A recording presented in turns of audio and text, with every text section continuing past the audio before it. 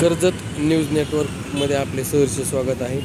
निलेश दादा केस भट, राहणार शेवगाव, तालुका शेवगाव, जिल्हा अहिल्यानगर यांची आर्थिक फसवणूक झाली असून त्या संदर्भात अहिल्यानगर पोलीस अधीक्षक कार्यालय यांच्या समोर आजपासून त्यांचे आमरण उपोषण सुरू आहे।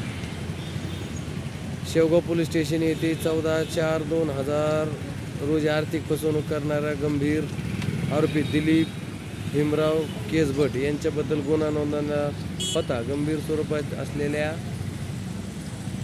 या सदर गुन्ह्याच्या संदर्भात अटक कारवाई झालेली नाही, तरी अटक करण्यात यावी अशी मागणी करण्यासाठी हे कुटुंब आपल्यासमोर आहे। आता हे आंदोलनाच्या ठिकाणी उपस्थित आहे। आपण त्यांचं म्हणणं ऐकून घेणार आहोत की काय शेवगावमध्ये कशा प्रकारची आर्थिक फसवणूक झाली। माझं नाव निलेश दादा केस भट, राहणार शेवगाव। माझी दिलीप भीमराज केस भट यांनी 25 लाखाची शेअर मार्केटच्या नावाखाली फसवणूक केली आहे। मी अर्ज 2024मध्ये 7व्या महिन्यात दिला आहे।